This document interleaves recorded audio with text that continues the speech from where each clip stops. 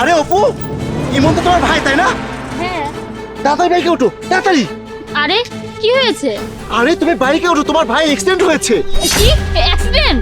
হ্যাঁ তাড়াতাড়ি ওঠো ওঠো, চলো। অ্যাক্সিডেন্ট কিভাবে হলো? আরে তুমি বাইকে ওঠো, আমি সবকিছু বলছি, ওঠো তাড়াতাড়ি ওঠো।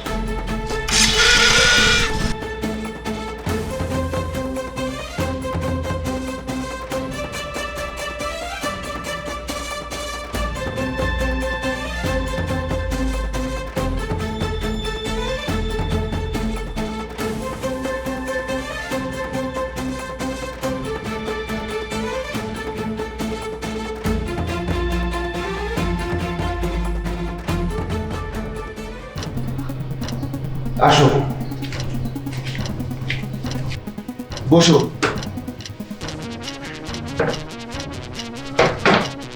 ভেতরে তোমার ভাইয়ের চিকিৎসা চলছে।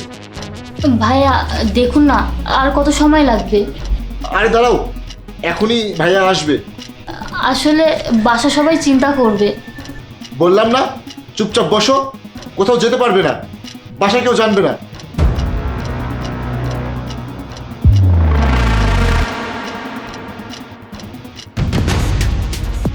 আরে জাহিদ ভাই, কোথায় পেলে এরকম জিনিস? বস, পাশের স্কুলেই পড়ে, অনেকদিন ধরেই ওর উপর আমাদের নজর ছিল। আচ্ছা, এই সেই মেয়ে যার ব্যাপারে তুমি আমাকে আগে বলেছিলে। আমি তো জানতাম তুমি কোনো কাজই পারো না, ফালতু তোমাকে টাকা পয়সা দিয়ে অযথা কাজ করাচ্ছে।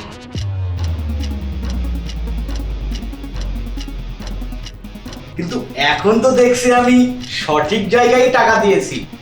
তোমরা কারা আর আমাকে এখানে কেন নিয়ে এসেছো?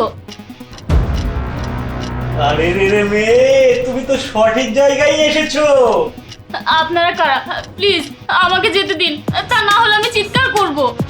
চিৎকার করে কোনো লাভ নেই, কারণ এখানে তোমাকে বাঁচানোর মতো কেউ নেই। তুমি তো সেই, এমন জিনিসই তো আমার পছন্দ।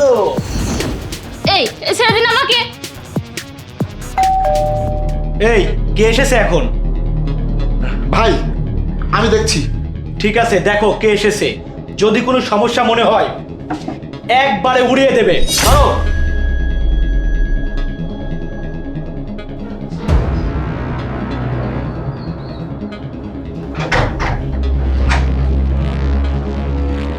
কে সে, আর এখানে কি করতে এসেছে? ভাই, সে মেয়েটাকে সেভ করতে এসেছে। তার ঠিকানা লাগিয়ে দাও।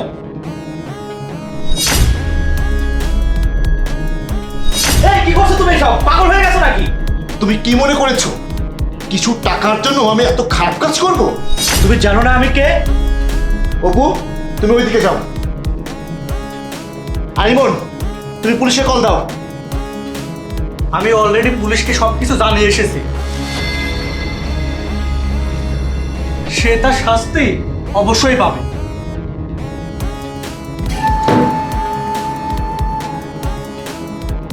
তোমরা এখান থেকে যাও, আমি তাকে দেখছি।